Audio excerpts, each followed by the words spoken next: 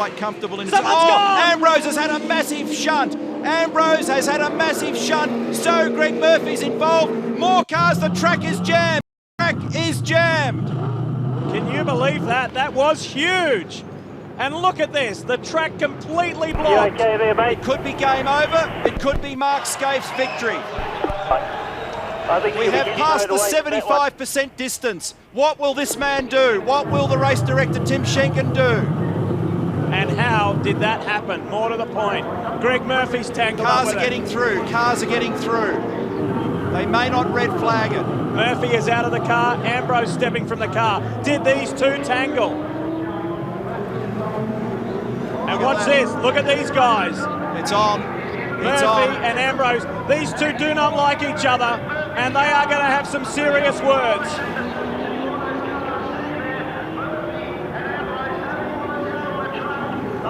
Look at this.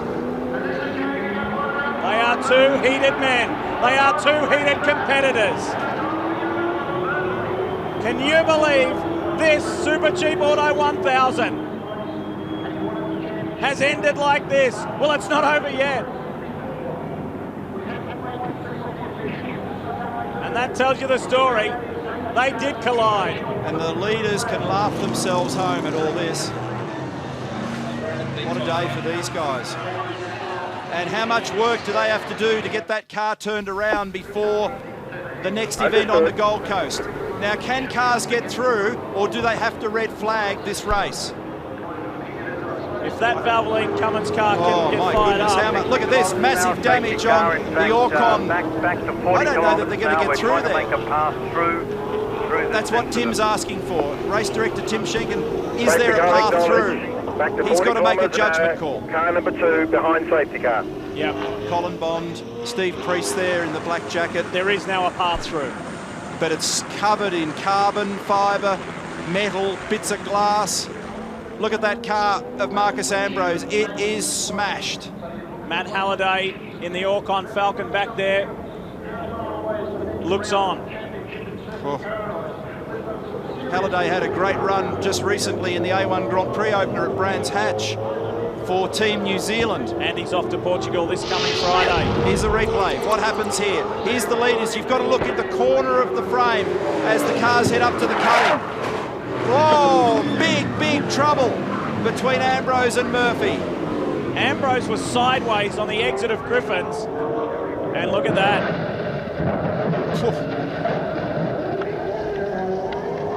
They were coming up, they were almost side by side. Ambrose perhaps... I tell you what, he went so close to climbing that wall and actually getting out into the bush there. Goodness me.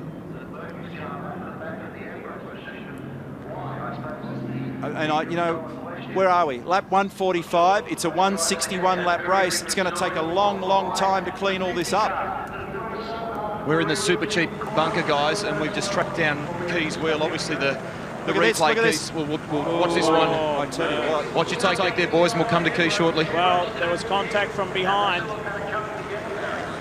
That was a nasty incident. I need to see that again to focus on it, but it looked like Greg tagged the left rear of Ambrose's car. This is Ambrose on board. Yeah, that won't tell us much. It tells us what happened after it. We need to know what triggered it.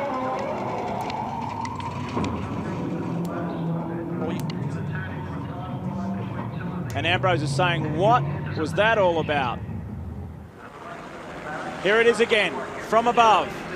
Ambrose, oh, there's a contact there. Oh, I see it. There was something a little earlier that started it all. That's why I said it. Ambrose was a little sideways coming off Griffin's. Well, this is an interesting one because this gets back down to the debate that's been going on all year about racing room, about car position.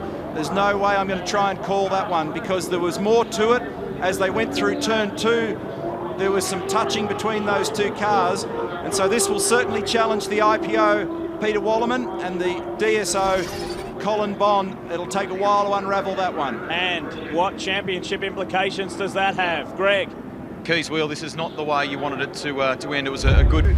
Top-level supercar drivers and teams at their supreme best. Nothing in it. It's now 0.5 of a second. He's reeling him in millimetre by millimetre. Van Gisbergen's got the lock on, and he is right now under the rear wing of this car. No wheel spin on exit, out of there in first gear. Anti-roll bar tweak, bias change for the brakes, turn 10. What's it like on the direction change? Pauses on the throttle, progresses it gently. He's in fifth gear, another little roll bar change, another brake change, another gear change. Sizer up for turn 1. He is one busy race driver out there at the moment.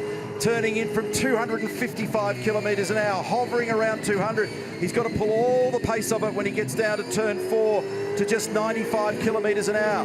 Waters uses the exit curb out of turn 4. He's hunting for the last millimetres at the joint.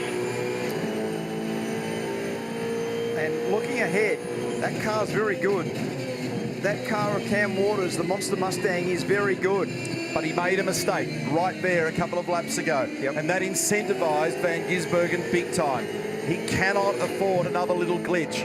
It is exactly 0.45 of a second. And they're all crossed up and he's run wide again. He's under pressure. He may hand the lead to Van Gisbergen.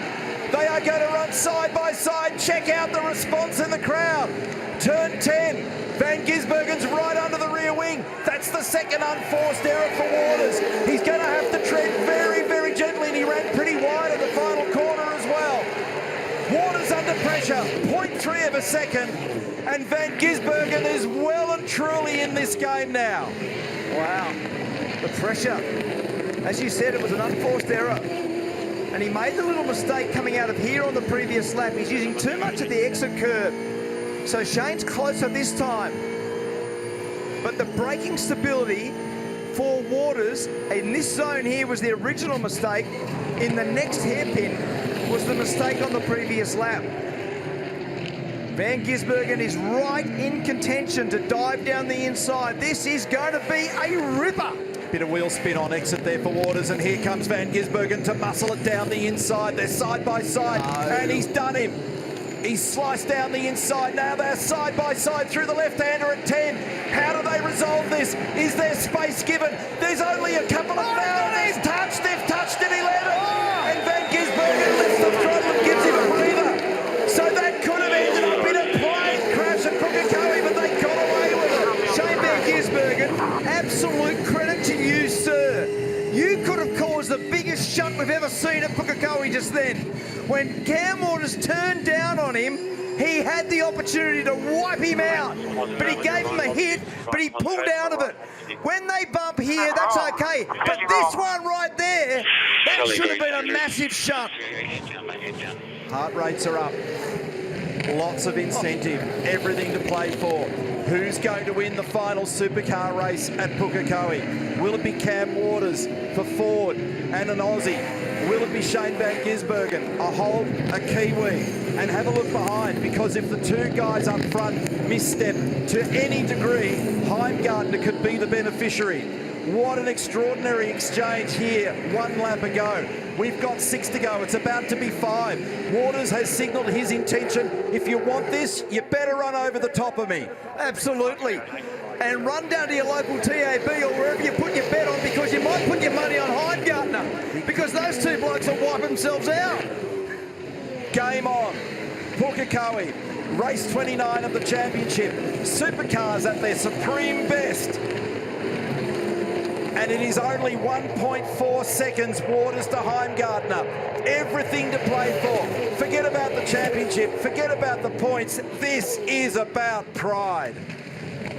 And no way in the world will Van Gisbergen be nice next time. He was nice on the previous exchange. He will not be nice again.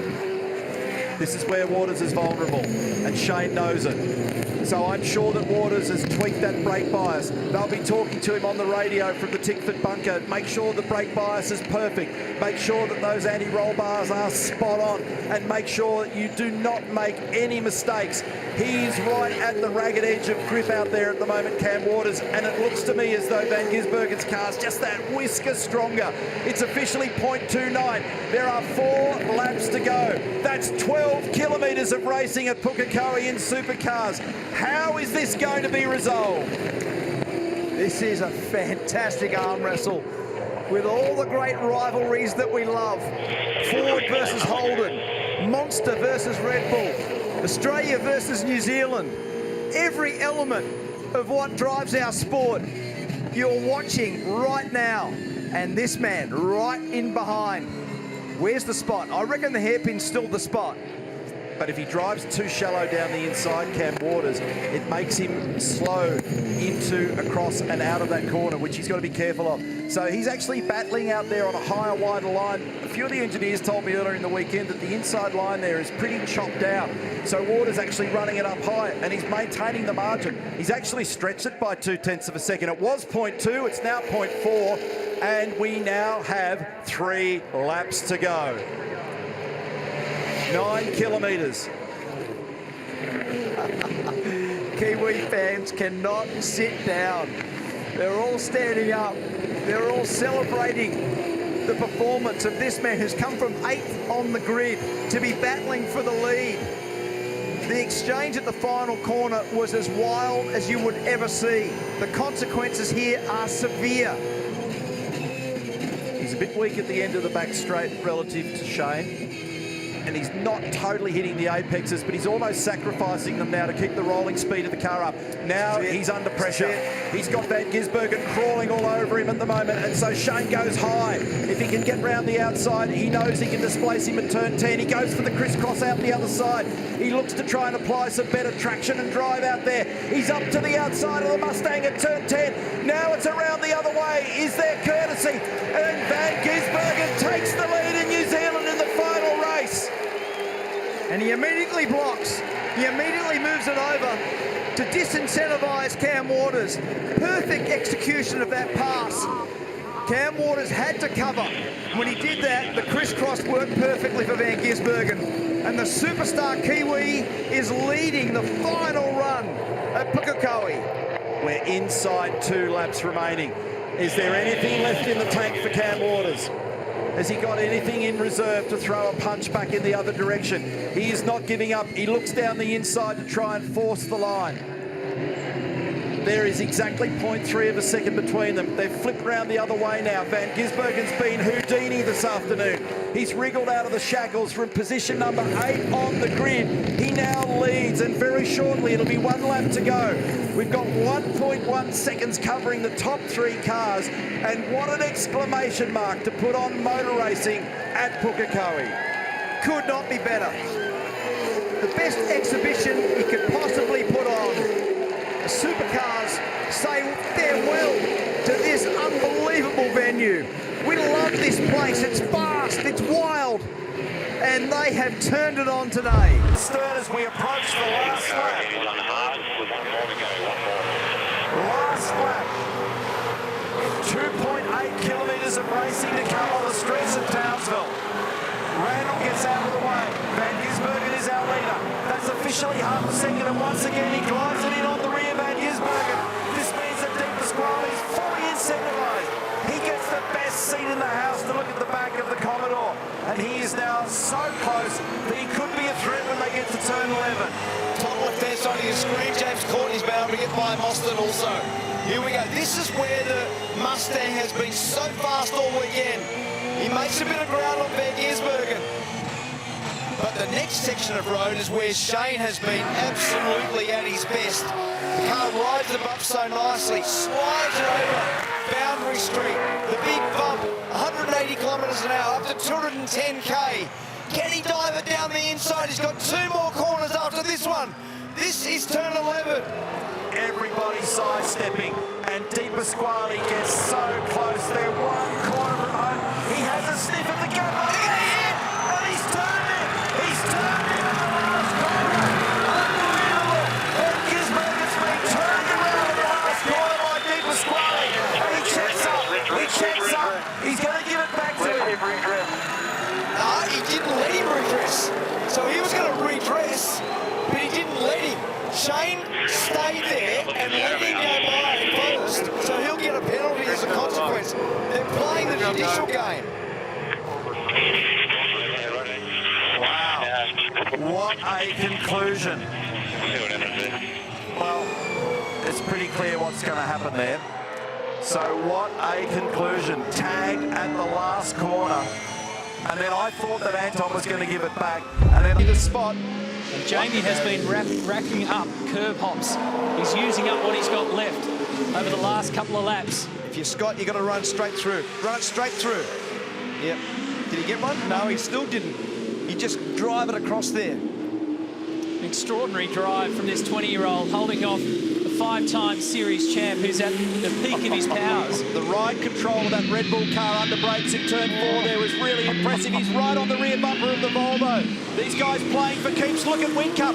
He's all over the back of this thing. He's got to get an exit here as they make the run to 7.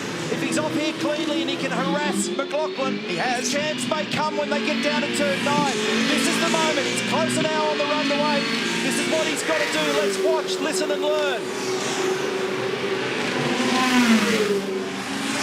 Nothing in it. Move it over, Scotty. But if anything, McLaughlin that can hold his ground there, and Whincup is at the absolute edge of the braking performance. He goes wide. No. He's trying to get underneath him. When they get to 10, the crowd reacts. This is fantastic. Whincup up the inside. McLaughlin gives him some straight thrust. They run. But the Red Bull Racing man has got through. The champion's done the job.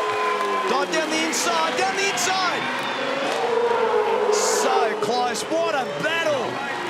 Unbelievable. And Scott McLaughlin puts one on the champ. In the second on debut. Sensational, Scott McLaughlin. That is brilliant. Absolute brilliance. Well done, Scott McLaughlin and Jamie Whincup. That's as tough as an exchange gets.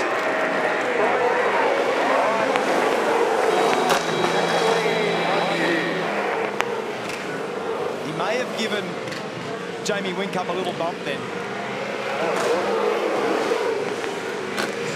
Hey, Gary Rotley wants to give his boys a cuddle. You were right. It didn't work. Gary Rogers, you know how tough this game is. Better than anyone, mate. What a spectacular effort by both your team and your driver. It was. I mean, it's tough, Clarko, you know, but just he never gave up on it. Look at you, mate. Good on you, mate. Really happy for you. Fantastic. Tears in his eyes. Gary loves a fighter. And he's got a true one in Scott McLaughlin. Now let's take a look at this final turn. So Whincup's got him. They rub panels. Scott goes on the inside. Whincup just went wide by himself. And McLaughlin put the hammer down to get second position. Great job. Wow. No bump and run in that. No drama at all. Look at this, guys. This is unbelievable. How Scott McLaughlin did not end up in the fence on the exit of that turn, I'll never know. But Jamie should be complimented for that because he could have fed him in. Absolutely. Great exchange. Brilliant motor racing. Total respect. They gave each other space. And that's as good a contest as you'll see. Look at that. McLaughlin had the thing wheel spinning and tail wagging in second gear when he came off turn 11. And watch this. He positions back on the race line. That's where the grip is. Traditional line. Makes the apex. Jamie picks up the throttle and slides it. And Scotty gets one. How's that? He's no Sunday Volvo driver. He's a Saturday Volvo racer with a hell of a fight. But congratulations to Craig Lowndes and Jeremy Moore. So Red Bull Racing deliver a 1-2 punch in terms of victory. And this huge crowd, 80,000 people here today. They've seen another classic. Lowndes, who won the first race here in 1999, now has 6 race wins at this circuit. And this will be emotional. And the Red Bull team are out there to applaud Scott McLaughlin as well. They did. All of pit lane were doing this. This was just a fantastic reaction from the industry for Gary Rogers Motorsport and Scott McLaughlin. Well done, Lounsey. 95 race wins now. Lounsey goes over to congratulate Scott McLaughlin because we appreciate the enormity of what he has achieved. But congratulations to you, Craig Lowndes. I mean, that's why you are the champion. Mate, tremendous effort. You end day one as the championship leader. Nice way to start this year. Yeah, thanks, Brett. It was great to have the first race out of the way. We had a great one, too. I was actually watching the big screen, watching these two guys going out at hammer and tong. So, luckily, I had a bit of a buffer. But, look, credit to the guys in Red Bull. We made a few tweaks over, between races. The sun was a little bit of a worry for about 5 laps, but then, of course, it disappeared behind all the buildings and away we went. So, what a day. those tweaks all set for tomorrow now? Oh, look, for sure, no doubt. And we've obviously got to think about a longer race, not just the sprint races. But, you know, the boys will do a fantastic job. We've got a car in one piece. So, look, it's all looking good. But just going to say hello to Levi and Chili at home. It's looking good. Good on you, Loudsy. Congratulations. Hey, come with me now, folks. Let's catch up with this guy as he embraces his team, Scotty McLaughlin. It has been a remarkable result. And as he just catches up with Richard and the crew, Scotty, that was incredible. That is going to be one of the great moments of the year, and you've nailed it again. Well done. Holy cow. Thank you. Holy cow. Nah, seriously, my boys, man, I can't thank them enough. It was amazing. Richard, the crew, all the fans. You guys are playing the Volvo jokes, but I guess they're gone now. So, yeah, so thanks, guys. And, mate, I've never been this happy second. Jesus. Now, just take us through the emotions for you. You're on the last lap. You've got Jamie Whincup on your tail. He gets by you. Yeah. What happens then? Oh, I was an idiot. I slowed down too much. So I should have blocked him a bit better, but he got me, and then we went side by side. It was pretty good racing, and I don't know what happened on there. I just plucked her in first, gave some gentle. Yeah, sorry.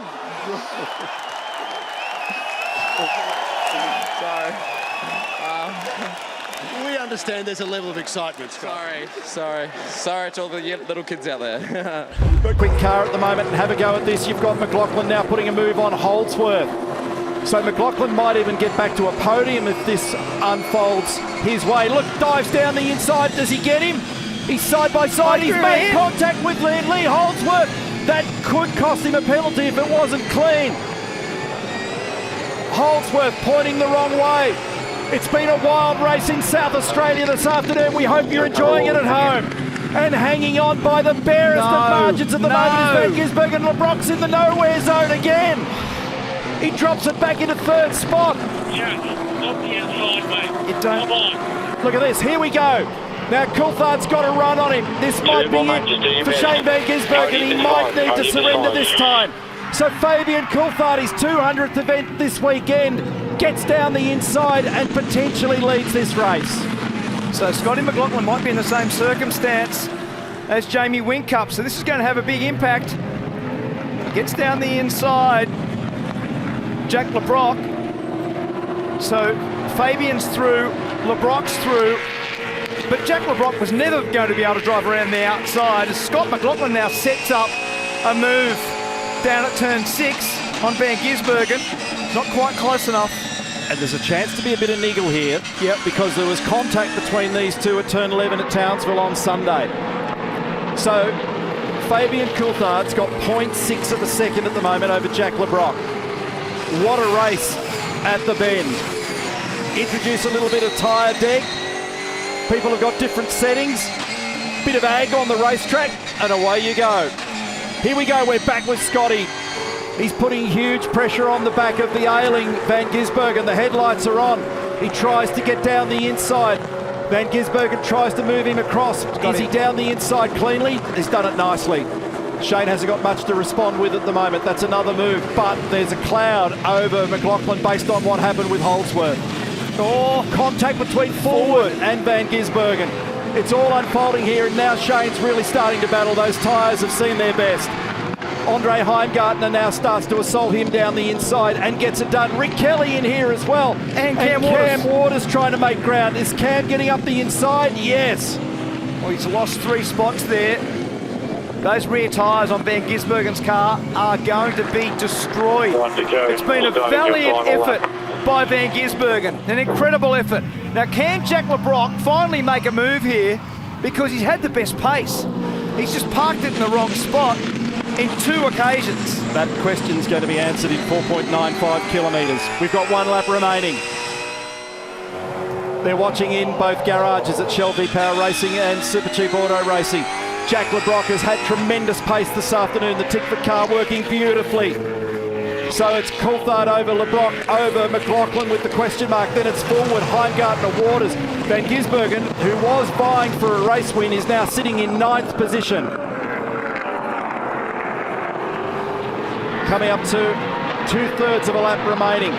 Fabian's still got control of this at the moment. Control to all personnel. 15-second time penalty. Car 17 for a driving infringement. A driving infringement, 15 seconds for McLaughlin, based on what happened with Holdsworth. Where's that going to put him, Mark? That takes him down. It'll put him around Reynolds and Goddard in 15th or 16th, which is only 3 spots in front of Whincup. What an afternoon. Last win for Fabian Coulthard, 2019, race 11, Western Australia. He's within spitting distance. 7th in the championship, up 2 spots after the last run at Townsville. He's never had a podium at Tailem Bend. He might just get one today. 200th event. Jack LeBrock's done a mighty job though. He's only 0.6 of a second behind. He's just found himself in the wrong spot on a couple of occasions, and he's been given a bit of a lesson by the wiser heads. But this has been a beautiful drive this afternoon. Stunning performance and a checkered flag. Well done, 100 points. Fabian Coulthard. Great celebration for a perfect drive. Hard fought. And Jack LeBrock into position number 2. Bryce Fullwood gets a podium as a rookie, and they are loving it at Walkinshaw Andretti United. Hey, are you watching this video from outside Australia or New Zealand and want to watch me race live? Follow this link below to sign up for SuperView. Round 5, another right-hander to 6. 130 kilometres an hour, they punch it out towards turn 7. Is there room on the inside? He goes. I heard him lock the brakes and he's tagged Murphy. And Russell's going to end up in strife on that one, I think. Oh, Greg Murphy was dicing with Russell Ingall. Definite contact. Amazing that Paul Wheel managed to miss him by inches as he came spearing around 7. Wheel continues to climb up, so take Greg Murphy out of the top 3, put Russell Ingall in and put Paul Wheel in 4. Down to turn 9 they go. Scafie must just look in the mirror at all this and think how good is all of that stuff. Well, there's not much that Scafie can see in his mirror because Stephen Richards is 2 seconds behind. In front is nothing but clean bitumen. Here's the onboard replay. You hear the tyres locked up and he tags him in the right rear corner. Hasn't got far enough up the inside. Murph will be fuming. Russell will probably be cranky with himself. It was a situation where he thought about it and there was a moment of hesitation, and then once it's locked up, there's nothing much you can do with 1.5 tonnes out of control and going where it wants to go. Final lap of racing in this Clipsal 500. It's exploded on us this afternoon. Scaife is leading by 2 seconds from Richards and then Ingall, and there's a question mark over his position in the race at the moment. Could mean that Paul Wheel will get a podium finish in Team Brock, car number 16. And Craig Lowndes has joined that movement as well at the rear of the top 10. Paul Dumbrell goes wide and hits the wall. Does he? No, just missed it by fractions. He was really copping a serve from Lowndes behind him as Lowndes continues his charge up the ladder. So that means that Dumbrell goes back to 9. Lowndes goes up to position 8. Mark Larkham and Jason Barguana, the 2 Orcon cars, are holding down positions 10 and 11. They're still throwing everything at it on the final round, but out in front, forget about it. Mark Scaife has this one in the bag. Quite an extraordinary race. We've had 5 safety car periods. We've had people crashing into walls, crashing into each other. The BA versus the AU, the VX and the VY. But it's all red in the grandstand because, again, Mark Scaife is the man. Thank you. Just fantastic. The car was bloody good today, fellas. Stephen Richards second, and Scaife becomes the first man ever to win back-to-back Adelaide Clipsal 500 rounds by taking out first place on the Sunday. For McLaughlin on that occasion. Left to go, mate. Left to go. So, just to get this in perspective, that's Richard Holway talking to Scott McLaughlin about what's going on here. They're hanging on a safety car. Neil Crompton sold us the prospect of making it to 137 to get home. They've stopped on 136 down the inside. He goes, he's into the side of him. They run into each other. He's blocked out brake. He's going to redress. He's going to redress. But look at this. No, they're all gone. They're all gone. Tander's off. McLaughlin's off. The redressing's caused that. Tander had nowhere to go. You're kidding me. No way. You're kidding me. And this will trigger a safety car. very likely a safety car. What a disaster. 11 laps remaining in the great race. Just be careful, be careful. And this is a terrible shame. Garth Tander's got damage that will stop that car. It's all over. There's damage that will stop. There's damage that will stop car 33 as well. I think McLaughlin can't get out of it from here. Okay, mate. Yeah, I reckon you've got to come in, mate. Let's have a look at it. Let's have a look at it.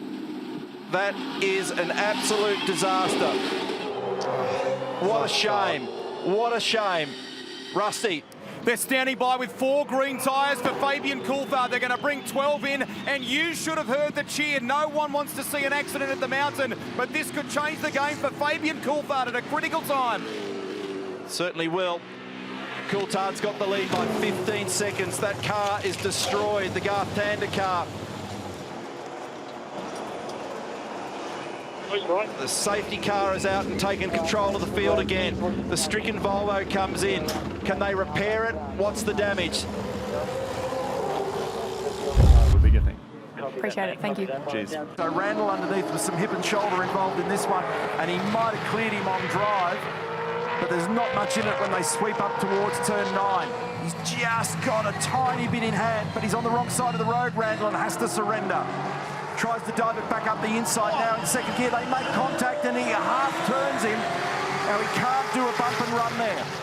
So he gets the nose underneath him and gives him a run. Now remember, this is a story about 2 tyres versus 4. Yeah. Because Payne stopped early for loaded side tyres.